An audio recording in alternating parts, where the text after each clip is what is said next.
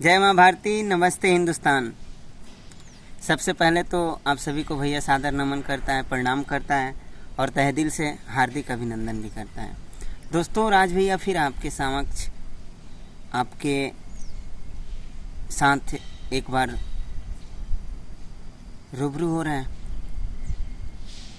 और कुछ नया चीज़ लेके आता है भैया आप सभी के लिए। मेरे यंगस्टर्स, जितने भी सिस्टर्स एंड ब्रदर्स हैं, जितने भी फ्रेंड सर्किल्स हैं, या भी जो भी हमारे पेरेंट्स के आने वाली पीढ़ी की नवयुवक हैं, उन सभी के लिए कुछ ना कुछ भैया नया लेके आता है। ठीक है ना। आज भैया क्या लेके आया है दोस्तों? इससे पहले मैंने आपको इलेक्ट्रिकल और मैकेनिकल इंजीनियरिंग बताया था, टेक्निकल हैंड से लेके आपको polytechnic, BE, ME, BTech, MTech बताया था मैंने कि इसके अंतर्गत कौन से काम आते हैं और कैसे किया जाता है। उसमें मेरी एक और जिस फील्ड में मैंने जानकारी ली है, वो फील्ड मैंने अभी तक आपको ब्रीफली नहीं बताया, जिसको सिविल इंजीनियरिंग बोलते हैं। ठीक है दोस्तों। तो भैया आज सभी के लिए आज लेकर आया है सिविल इंजीनियरिंग, जिसमें हम जानेंगे कि जितने प्रकार की रेजिडेंशियल हैं, इंस्टीट्यूशनल हैं, या फिर हॉस्पिटल्स हैं, या मेगा मार्केट, जो भी मेगा प्रोजेक्ट हैं वो बनते हैं तो कैसे बनते हैं। ठीक है। और उनकी बनावट के लिए वो कौन कौन से इम्पोर्टेंस व्हीकल्स हैं, कौन कौन से वो टूल्स हैं, कौन कौन से वो मटेरियल्स हैं जिसको कंस्ट्रक्शन इंफ्रास्ट्रक्चर के लिए रिक्वायरमेंट होता है। ठीक है फ्रेंड्स। तो चलिए जानते हैं हम कि सिविल इंजीनियरिंग क्या है। ठीक है दोस्त। सबसे पहले जानते हैं कि सिविल इंजीनियरिंग के कोर्स हम कैसे कर सकते हैं, या फिर कोई भी एक कारीगर सिविल कंस्ट्रक्शन में अगर आगे जाता है तो वो कैसे आगे जाता है, किस किस चीज़ की उसकी रिक्वायरमेंट होती है जानने और सीखने के लिए। सबसे पहले पॉलिटेक्निक या डिप्लोमा जिसको बोलते हैं, हम सिविल इंजीनियरिंग कर सकते हैं। ठीक है दोस्तों। उसके बाद बैचलर ऑफ इंजीनियरिंग और मास्टर ऑफ इंजीनियरिंग कर सकते हैं, या फिर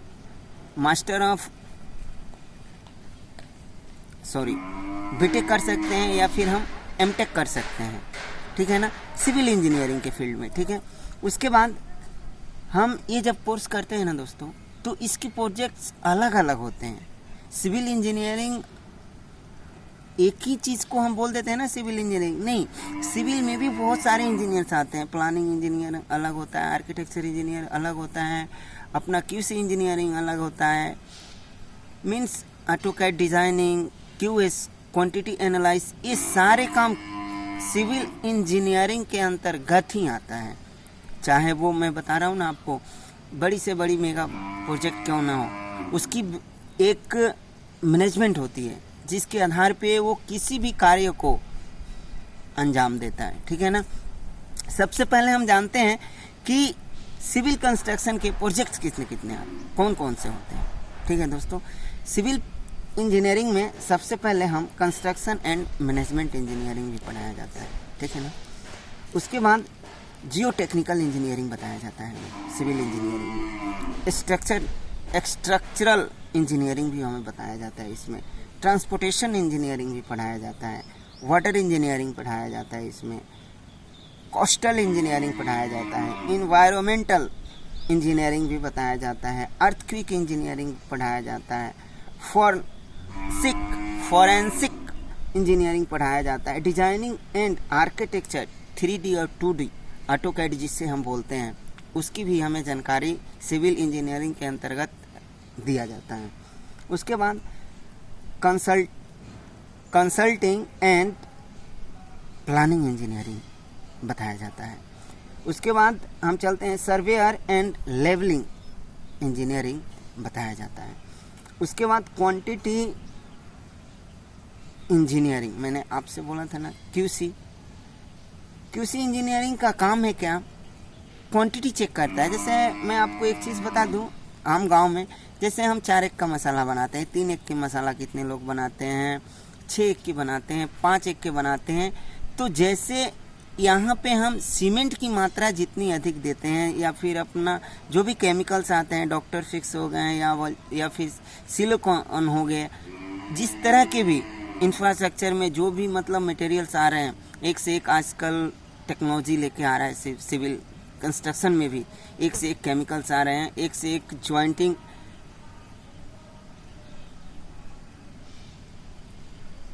रेडीमिक्स कंक्रीट आ रहे हैं। ठीक है दोस्तों, तो ये सभी इंजीनियर्स होते हैं, ये सभी इंजीनियर्स ही हैं और ये सभी सिविल कंस्ट्रक्शन के अंतर्गत आते हैं। ठीक है दोस्तों, अब हम चलते हैं आगे, देखते हैं कि material requirement for civil engineering, civil construction. सबसे पहले हमें सीमेंट लगता है दोस्तों, सीमेंट हमें चाहिए। There are so many types of cement available in the markets. आपने देखा होगा Aditya group, Birla, Ahuja, Ambuja, JP cement, UltraTech, many types of cement companies available in the market, okay, and so many types of also, okay। और इसमें steel की, तो steel में दो तरह की स्टील यूज होता है। मैंने आपको इसके पहले बताया था मैकेनिकल में स्ट्रक्चर फिटर। तो यहाँ पे पार्टीशन किया जाता है। स्टील दो तरीके से लगाया जाता है। एक स्ट्रक्चरल स्टील होता है जिसमें angle, channel, square box, beam, I beam जिसको बोलते हैं, ये सभी वहाँ पे यूज़ किया जाता है। उसके बाद एक होता है रिफ्रेंसमेंट स्टील, जिसे हम सरिया बोलते हैं। 6 mm, 6 mm से लेके 8 mm, 10 mm, 12 mm, 16 mm, 20 mm, 20 mm, many types of available steel, okay. उसके बाद ब्यूटुमेन, ये एक ऐसा चीज़ है जो रोड या प्रूफिंग या वाटर प्रूफिंग में इसको यूज़ किया जाता है सिविल कंस्ट्रक्शन में, ओके दोस्तों। उसके बाद river sand and natural sand. देखिए यहाँ पे नेचुरल सैंड और रिवर सैंड में समझ रहे हो आप क्या है। एक सैंड आता है बालू जिससे बोलते हैं, एक वाइट कलर में होता है और एक येलो कलर में। और कहीं कहीं पे आपने देखा होगा, जैसे राजस्थान या फिर दिल्ली या फिर आप साउथ इंडिया में जाओगे, बेंगलुरु, चेन्नई या फिर अपना गुजरात की साइड में, तो वहाँ पे पत्थरों को पीस कर रेत बनाया जाता है। ठीक है ना। तो ये 3 तरीके से रेत हमारे भारत में अवेलेबल है। ठीक है ना। उसके बाद कंक्रीट। देखिए कंक्रीटिंग जो होता है ना, मैं अभी आपको बताया ना कि 4-1, 5-1, 6 का जो मसाला बनता है, वैसे भी कंक्रीट बन के भी आता है। MQ में आता है 10 MQ, 15 MQ, 20 MQ, 25 MQ, 30 MQ, ये क्वांटिटी है। मतलब इसमें मैं आपको बता दूं ये क्या होता है, जैसे कि हम स्लेब भरते हैं, स्लेब या फिर, तो उसके लिए कंक्रीटिंग की जो मिक्सर है उसकी मिक्सिंग कुछ अलग तरीके से, कुछ अलग क्वांटिटी देकर उसकी क्वालिटी को तैयार किया जाता है। वही कलम के लिए अलग आता है कंक्रीट, वही आप जब हम छत लिंटर करते हैं उसके लिए कंक्रीट अलग आता है। उसी को हम 10, 15, 20, 25 या 13 में पॉइंट आउट करते हैं, मतलब इंडिकेशन दिया गया है। ठीक है ना, in the field of civil construction. उसके बाद एग्रीगेट। एग्रीगेट क्या है? वही पत्थर जिसको mm में आता है, 6 mm, 8 mm, ये भी mm में आता है, 10 mm, 12, 16, 18, 20, 25, इसका भी mm है। जैसे कि हमें हर चीज़ को, हर एक, जैसे हम मान लीजिए कि कोई मेगा प्रोजेक्ट बना रहे हैं, चाहे वो इंस्टीट्यूशनल हो या फिर इंडस्ट्रियल हो या फिर रेसिडेंशियल हो, किसी भी तरीके का प्रोजेक्ट हो, तो उसमें कंक्रीटिंग की, जो हम कंक्रीटिंग कर RCC जिसको बोलते हैं, तो करते हैं, तो इनका अलग अलग यूज है। पिलर अलग कंक्रीट से दिया जाता है, टाई बीम अलग, BPC अलग, अपना पिलर बीम अलग दिया जाता है, अलग कंक्रीट से उसकी RCC किया जाता है। ठीक है दोस्तों, ये है एग्रीगेट और कंक्रीट मिक्सिंग और सेंड की मात्रा। ठीक है ना। उसके बाद बाइंडिंग वायर, आप जानते हैं सरिया बांधने के लिए चाहिए। टिम्बर में देखिए बहुत तरीके से, शटरिंग प्लाईवुड भी हमें लगता है, रेड वुड और वाइट वुड भी लगाते हैं, रेड वुड और वाइट वुड और बीच वुड में आपको बता दूं, बीच वुड बहुत हेवी क्लास की वुड आती है, जो आपको मेड इन इंग्लैंड या फिर मेड इन मलेशिया या फिर मेड इन साउथ अफ्रीका के जंगलों में भी पाया जाता है वो बीच वुड ऑफिशियल टेबल जो है ना, चेयर्स हैं, उनके लिए बहुत लाजवाब है। बिना मतलब आप बिना समाई का और प्लाईवुड के ही वो इतना लाजवाब लुक उसका है कि हम कह ही नहीं सकते कि उसमें प्लाई लगा है या नहीं। उसको बीच वुड बोलते हैं, ठीक है ना। और प्लाईवुड इंडस्ट्रियल कमर्शियल प्लाईवुड आता है और एक इंडस्ट्रियल प्लाईवुड कमर्शियल प्लाईवुड आता है। तो रेसिडेंशियल जो होता है वो हम अपने घरों में लगाते हैं, जैसे पलंग, बेड, अलमारी जो भी, या फिर अपन कुछ भी बनाते हैं लकड़ का, उसमें उसको हम कमर्शियल बोलते हैं, रेसिडेंशियल बोलते हैं। लेकिन कमर्शियल जो होता है ना, वो सेटरिंग के लिए बहुत इंपॉर्टेंट होता है। सेटरिंग प्लाईवुड भी उसको बोला जाता है, ठीक है दोस्तों। उसके बाद अपना मार्बल, ग्रेनाइट्स और टाइल्स, वेट्रीफाइड, अपना इंटरलॉक टाइल, ब्रिक, ब्लॉक, या आप इसे और भी भाषा बोलते हैं, हॉलो ब्लॉक भी कहा जाता है। ये सब सिविल कंस्ट्रक्शन को तैयार करने में मटेरियल हमें रिक्वायरमेंट होता है, ध्यान रखोगे आप। ये बहुत इम्पोर्टेंट चीज़ है किसी भी बच्चे के लिए जो सिविल इंजीनियरिंग के फील्ड में जाना चाहता हो। मैं सोचता हूँ ना कि ये वो चीज़ें हैं ना जिसे भैया क्या बोलता है, ये अपने से तैयार किया है इसको, और ये मेरा मेथड है और मैं बताता हूँ ना, आप इसको समझो, सुनो, बहुत कुछ इससे सीखने को आपको मिलेगा, ठीक है दोस्तों। आगे चलते हैं।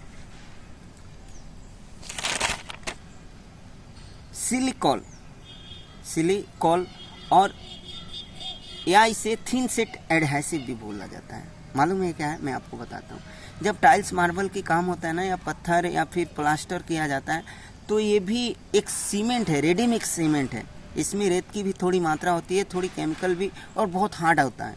10 किलो अराउंड 215 रुपीज़ या 310 किलो प्राइस है इसका।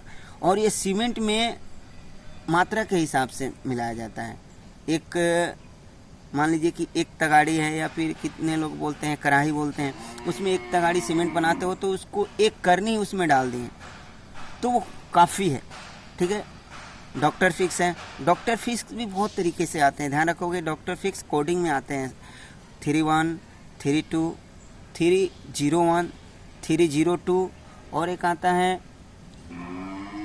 602, 61, 601। Many types of doctor fix available, ठीक है ना। डॉक्टर फिक्स इट बहुत बढ़िया चीज़ है, ठीक है ना। जब भी आप कंक्रीटिंग करते हो उसमें डाल दो, या फिर आप टाइल्स पत्थर लगा रहे हो उसमें थोड़ा सा डाल दो, या फिर चुनाई प्लास्टर कर रहे हो तो पानी में थोड़ा डाल दो। बहुत बेहतरीन चीज़ है doctor fix in civil construction के लिए। आप वॉल की जुड़ाई कर रहे हो, या फिर प्लास्टर कर रहे हो, या कलम उठा रहे हो, बीम दे रहे हो, बीपीवीसी दे रहे हो, किसी भी काम में डॉक्टर फिक्स को यूज़ करो, बहुत बढ़िया है, ठीक है ना। 302 ध्यान रखोगे आप, सबका अलग अलग यूज़ है, आप ये भी ध्यान रखोगे। हमें पेंट की ज़रूरत होती है, इसके लिए जिप्सम बोर्ड चाहिए, इसके लिए प्लास्टिक चाहिए कवर के लिए, वाटर की ज़रूरत होती है, एपॉक्सी समझते हैं क्या है? जैसे आप ग्राउट आता है ना टाइल्स फिलिंग के लिए और पत्थर फिलिंग के लिए, वैसे ही एपॉक्सी है। एपॉक्सी जब ग्रुपिंग टाइल लगाया जाता है ना, तो उसमें स्टार टाइप की ग्रुप आता है प्लास्टिक का बना हुआ, उसको लगाया जाता है हर स्क्वायर, मतलब हर कॉर्नर पे वो लगेगा, और उसमें ग्रुप आते हैं। उस ग्रुप को फिलिंग करने के लिए एपॉक्सी की ज़रूरत पड़ती है, ठीक है ना। As a same like grout, ठीक है ना, टाइल फिलर जिसको बोलते हैं। डॉक्टर फिक्स के भी आते हैं, बहुत सारे कलर्स आते हैं इसके। एल्युमिनियम हमें चाहिए, पीवीसी बोर्ड चाहिए। आजकल देख ही रहे हो सिविल कंस्ट्रक्शन में लोग प्लास्टर के जगह पीवीसी ही वाल लगा लेते हैं, पीवीसी बोर्ड ही लगा देते हैं घर में। तो पीवीसी बोर्ड की भी बहुत अच्छी आजकल डिमांड है। सीलिंग टाइल आप समझ रहे हो क्या है? जैसे अपन पीओपी करते हैं ना, पीओपी आजकल जिप्सम बोर्ड का यूज़ किया जा रहा है, पहले मिट्टी का यूज़ किया जाता है। सेम ये सीलिंग टाइल है, ये हैंगिंग किया जाता है किस पे? तो बुलेट फास्टनर, थ्रेड रड, और इसके हैंगिंग रड भी आते हैं, ठीक है ना। इससे सीलिंग लाइट लगती है। आपने ऑफिसों में देखा होगा, बैंक वगैरह में देखा होगा आपने, या फिर एयरपोर्ट जाओगे विजिट करोगे अच्छे ऑफिस में, तो बहुत डाउन होता है उनका सीलिंग, तो वो सभी ना सीलिंग टाइल होते हैं, ठीक है। उसके बाद स्टील प्लेट हमें लगता है। स्टील प्लेट समझते हैं क्या बोल रहा हूँ मैं? स्टील प्लेट हमें कहीं पे समझ लीजिए कि कटिंग करके कहीं पे डालना हो, कहीं पे रखना हो, प्लेट ही, जैसे हमें बीम नहीं देना है और प्लेट ही, लोहे का प्लेट रख के ही हमें उस पर कॉलम दौड़ा देना है, तो वहाँ पे स्टील प्लेट की ज़रूरत पड़ती है। ठीक है, अब चलते हैं name of parts of building. Name of parts of building, slab करते हैं, रूफ करते हैं, बीम लगाते हैं, बीपीवीसी करते हैं, वॉल जुड़ाई करते हैं, स्टेयर की भी लाइनिंग होती है, कॉलम करते हैं, सीलिंग करते हैं, सीलिंग बीम डालते हैं, पिलर बीम देते हैं और स्टेयर बीम देते हैं। ये है बिल्डिंगों की बेसमेंट। ठीक है दोस्तों, इसी के आधार पे पूरी बिल्डिंग खड़ी होती है, ध्यान रखोगे आप। और डिफरेंट टाइप्स ऑफ बिल्डिंग, बहुत सारे बिल्डिंग होते हैं, educational, residential, institutional, assembly, business, industrial, storage, many types of, ठीक है ना, बिल्डिंग्स आते हैं। Types of vehicles which is use for civil construction, देखते हैं कि इसमें कितने। जेसीबी, हेक्सावेटर, देखिए जेसीबी बहुत तरीके से आते हैं, ड्रिलिंग, हमरिंग, कटिंग, ये जेसीबी के ही काम है। ब्लास्टिंग, बुलडोजिंग, तोड़ना फोड़ना सब जेसीबी करता है। इनके मेनी टाइप्स हैं, ठीक है ना। उसके बाद आता है डाइगर, ड्रम्प या डंप ट्रक। डंपर आप समझते हो किसको, जिसपे मिट्टी, रेत, एग्रीगेट इधर से उधर किया जाता है, उसको ड्रम ट्रक बोलते हैं, या कितने लोग बोलते हैं डंपर, ठीक है। उसके बाद कंक्रीट मिक्सर गाड़ी आती है, आपने देखा होगा, राउंड चलती रहती है, वो रहेगा ना उसमें कंक्रीट, तो राउंड चलता रहता है, गोलाकार होता है। उसके बाद flat bed truck, flat bed truck समझते हो आप क्या, हाफ रहता है, फुल ट्रक नहीं रहता है, हाफ रहता है, उसमें कुछ सामान ले जाने के लिए, इधर से ट्रांसपोर्टेशन के लिए, ठीक है ना, यूज़ किया जाता है। उसके बाद रोड रोलर, आपने देखा होगा कि जो भी एनएच बनता है या फिर आजकल बहुत सारे केंद्र सरकार के द्वारा रोड बनाए जाते हैं, देखते होंगे आप, एक से एक गाड़ियाँ वहाँ पे आ रही हैं, एक से एक व्हीकल्स कंस्ट्रक्शन के वहाँ देखने को मिलता है, ठीक है दोस्तों।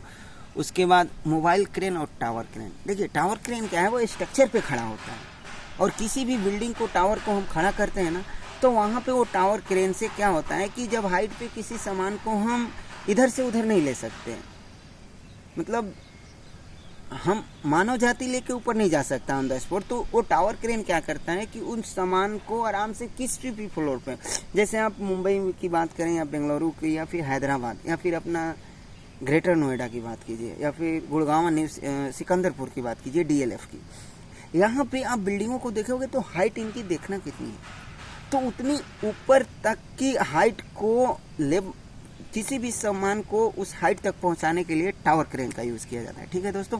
अब आइए मोबाइल क्रेन समझते हैं। मोबाइल क्रेन किसी ट्रक पे होता है और वो उसकी लोड के हिसाब से उसकी कैपेसिटी होती है, हाइट की भी, और वो जो लोड करके वहाँ पे रखता है, ठीक है ना। ये है मोबाइल क्रेन और टावर क्रेन, दोनों में डिफरेंस है, ठीक है ना। मोबाइल क्रेन ट्रक पे एनी टाइम कहीं से भी कहीं तक ले जा सकते हैं, ट्रांसफरेबल है, पर tower crane is not transferable, okay. उसके बाद अपना फ्यूल ट्रक चाहिए ही, फ्यूल ट्रक चाहिए, क्योंकि हमें डीजल और पेट्रोल का एक्सपोर्ट भी करना है ना, एक्सपोर्ट भी करना है, क्योंकि हमें सारी गाड़ियां ही डीजल और पेट्रोल पे चलती हैं। उसके बाद हमें बुलडोजर चाहिए, फोर्कलिफ्ट छोटी गाड़ी है जो किसी चीज़ को उठा सकती है, ठीक है ना। और ट्रैक्टर चाहिए, कुछ सामान इधर से उधर करने के लिए, जैसे आप रोड में देखे होंगे, रोड कंस्ट्रक्शन जब होता है तो उसमें डंपर, जेसीबी, रोलर, एक्सकावेटर, ये सारे वहाँ पे आपको दिखने के मिलेंगे और उनका वर्क वहीं पे आपको समझ में आएगा, ठीक है दोस्तों। उसके बाद ग्रेडर, लोडर। ग्रेडर क्या, वो बराबर करता है, क्या करेगा, मिक्स जो भी होगा, मिट्टी हो या पत्थर हो, ईंट हो, जिस चीज़ का भी मिक्सिंग करना, वो मिक्स करके उसके बाद उस पर पानी दे के उसको वो बराबर करता है, फिर रोलर उसको एकदम लेबलिंग मिलाता है, ठीक है ना। उसके बाद है अपना एस्कॉप ट्रम। ये देखिए एस्कॉप ट्रम जो है ना, ये एक तरह की गाड़ी है, ये भी सिविल इंजीनियरिंग फील्ड में, सिविल कंस्ट्रक्शन में बहुत ज़्यादा इसका उपयोग किया जाता है, ठीक है दोस्तों। और एक है बैबकॉट, इसका नाम ही है बब कट। ठीक है दोस्तों, ये हैं हमारे कंस्ट्रक्शन फील्ड के सभी व्हीकल्स, जिसको आज के डेट में चाहे हम मेट्रो का पिलर क्यों ना खड़ा करें, या फिर किसी एयरपोर्ट की क्यों ना बड़ी प्रोजेक्ट को हम लॉन्च करने जा रहे हैं, या फिर किसी भी असेंबली बिल्डिंग को, ये सभी जगहों पे ये सभी गाड़ियों की एक्सट्रीमली इसेंशियल है। ठीक है दोस्तों, अब चलते हैं आगे, देखते हैं how many types tools for civil construction work. Pipe level, thread level, spirit level, ये तीनों लेवल हमें चाहिए दोस्तों। क्यों? क्योंकि एक मेसन जब टाइल्स लगाता है ना तो उसको थ्रेड लेवल बहुत ज़रूरी होता है और पाइप लेवल। ठीक है, क्योंकि वो लेवल उठाएगा तो पाइप से, और टाइल्स जो लगाएगा वो एकदम थ्रेड में होनी चाहिए। जो भी जितनी भी लंबी चौड़ाई है, चारों तरफ से अगर धागा लगाएं तो धागा सट, मतलब उसमें स्पर्श होना चाहिए फर्श में। ठीक है ना। उसके बाद हमें गोला, जिसको साहुल भी बोला जाता है, करनी, हथौड़ा, करनी को ब्रिक टॉयल भी कहा जाता है इंग्लिश में। ठीक है ना। और सीसिल, छेनी, बसुला या बसुली जिसको बोलते हैं। जैसे आपने देखा होगा ब्रिक को हाफ नहीं, उसको 100 में 70% रखना है और 25% हटाना है उसमें से, तो उसके लिए हमें उसका यूज़ करना पड़ता है। ठीक है, अब आगे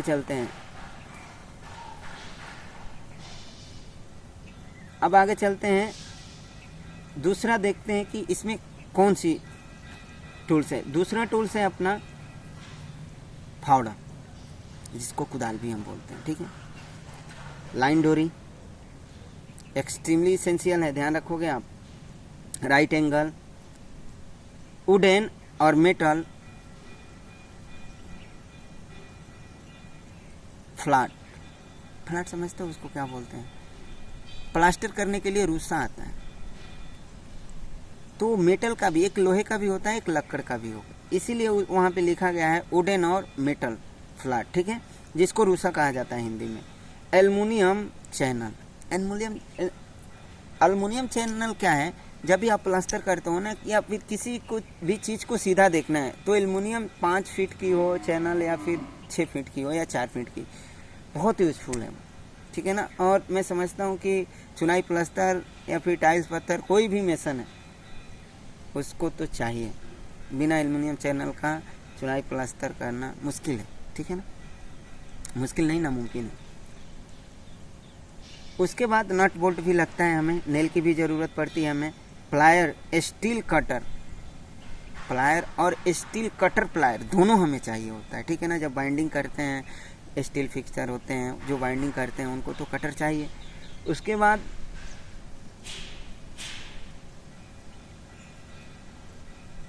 ग्राइंडर मशीन चाहिए हमें 4 इंची। ठीक है,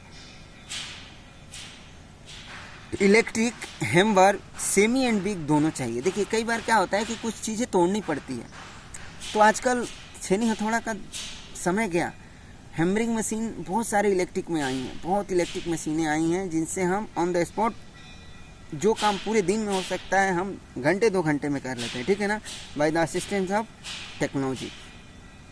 उसके बाद हमें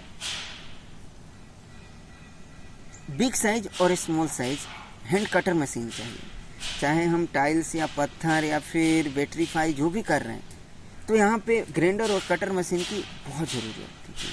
ठीक है ना, टाइल्स पत्थर वाले तो बिना ग्राइंडर और हैंड कटर मशीन के बिना वो काम ही नहीं कर सकते। ठीक है, उसके बाद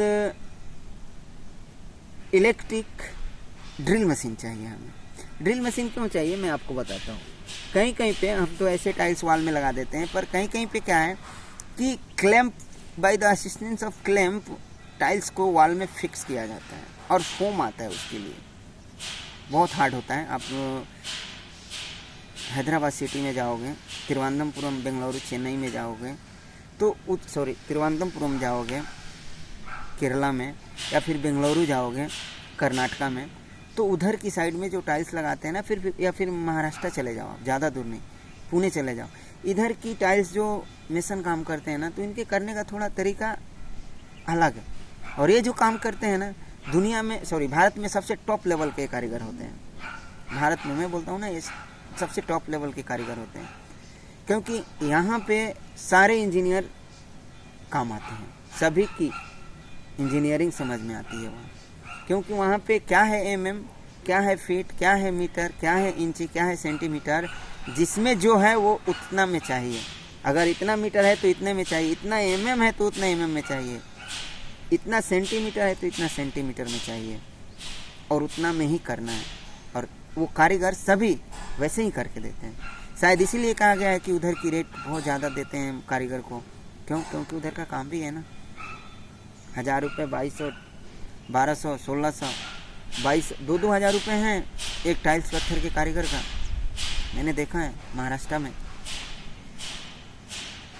चेन्नई में, बेंगलुरु में, हैदराबाद में, ज़्यादा गुजरात, अहमदाबाद सिटी।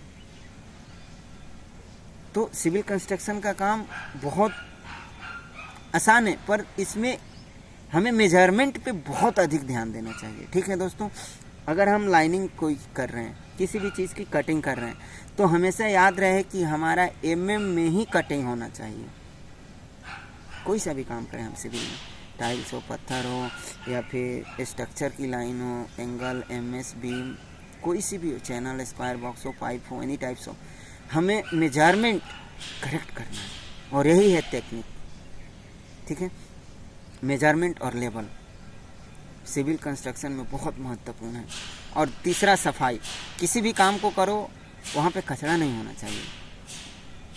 किसी भी कार्य, कोई भी कारीगर है, आप पूछ लेना किसी भी साइट इंचार्ज से, किसी भी फोरमैन से, किसी भी सुपरवाइजर से, या किसी भी साइट इंजीनियर से, या प्रोजेक्ट मैनेजर से, सबसे ज़रूरी चीज़ है कि जिस काम को आप कर रहे हो वहाँ पे साफ सफाई। ठीक है ना, तब जाके काम की रौनक आती है। कोई भी काम, इलेक्ट्रिक, मैकेनिक, या फिर सिविल कंस्ट्रक्शन में एनी टाइप वर्क। ओके, उसके बाद हमें हैंड ग्लव्स चाहिए और एडहेसिव टेप चाहिए। एडहेसिव टेप को समझ रहे हो क्या? जिसको साट देने के बाद वो पकड़ कर ले। ठीक है ना। अब some technician name of civil construction. देखिए, मेसन में ब्लॉक, प्लास्टर, टाइल्स, स्टोन और RCC, स्टील, फिक्सर और स्काफोल्डर। सिविल कंस्ट्रक्शन में ये बहुत इंपॉर्टेंट चीज़ है। ये टेक्नीशियन की डिमांड बहुत ज़्यादा है। उसके बाद electrician, mason, pipe fitter, structure fitter, ductman, aluminium fitter या फैब्रिकेटर बोल सकते हो, प्लम्बर। ध्यान रखोगे, पाइप फिटर प्लम्बर में क्या अंतर है मैं आपको बताता हूँ। कितने लोग बोलते हैं कि प्लम्बर का काम हम करते हैं और पाइप फिटर। देखिए, पाइपलाइन दो तरीके से होता है, एक कमर्शियल और एक रेसिडेंशियल और एक इंडस्ट्रियल। तो जो आप पाइपलाइन रेसिडेंशियल कर रहे हो, जैसे किसी बिल्डिंग में कर रहे हो, किसी घर में, किसी के यहाँ मकान बन रहा है, किसी के यहाँ बंगला कोई बना रहा है, किसी के यहाँ कोई अपना वेयर हाउस बना रहा है, तो वहाँ पे जो पानी लाइन देते हैं, वो मोटर से जो लाइनें जाती हैं, ये लोग जो भी काम करते हैं ना, इन्हीं को प्लम्बर कहते हैं। जैसे आप टॉयलेट की सीट बैठा रहे हो, 4 इंची 5 इंची की PVC लाइन या CPVC लाइन ले जा रहे हो घरों में, रेसिडेंशियल, ध्यान रखोगे आप। ये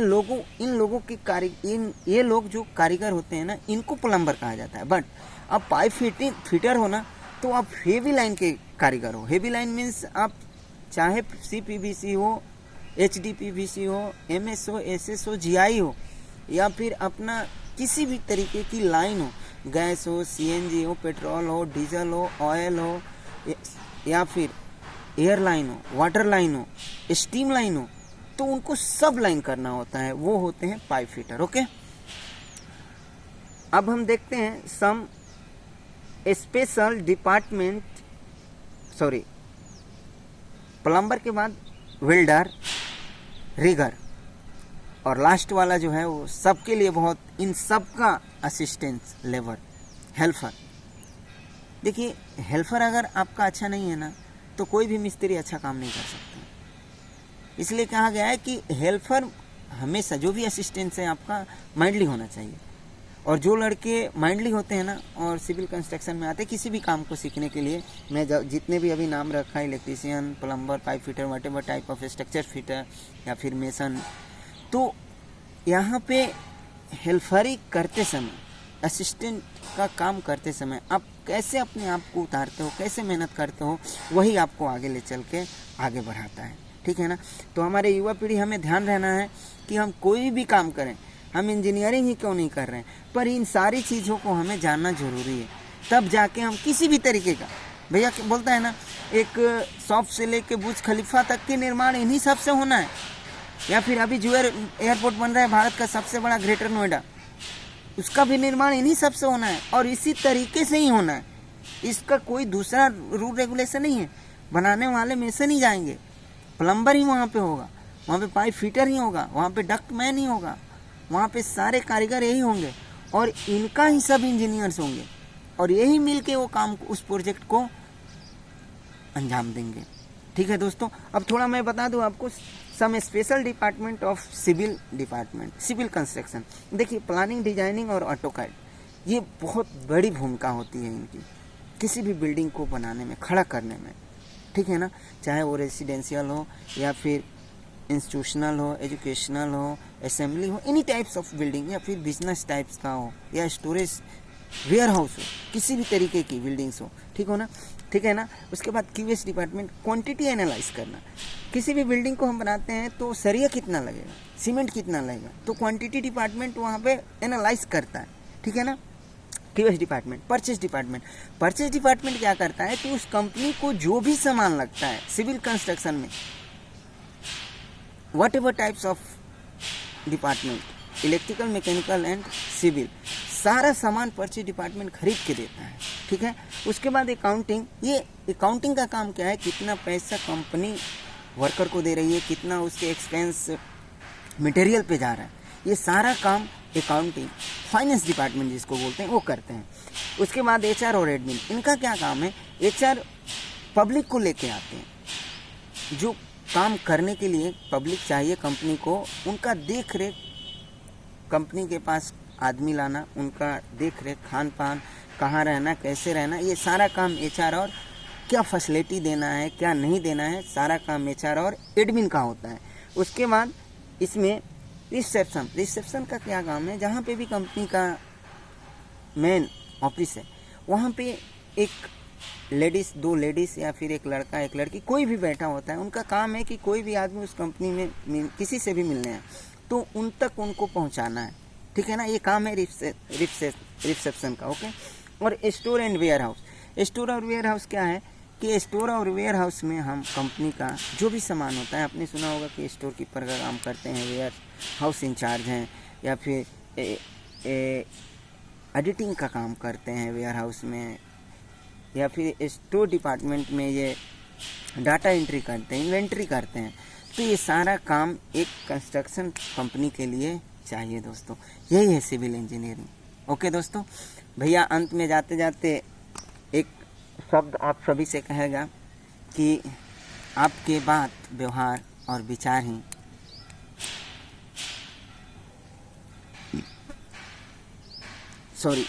आपके बात, व्यवहार और विचार में बदलाव ही हर रिश्ते का अलगाव है। इसलिए दोस्तों, हम इन तीनों चीज़ों पे अमल करें और बिल्कुल विशेष रूप से इस पे ध्यान रखा जाए, क्योंकि बात, व्यवहार और विचार, इसी पे है पूरी ज़िंदगी, इसके सिवा कुछ नहीं। दुनिया इसी को मांगती है दुनिया जिसकी सभी चीज़ खराब है, बात, व्यवहार, विचार, पर क्या करें।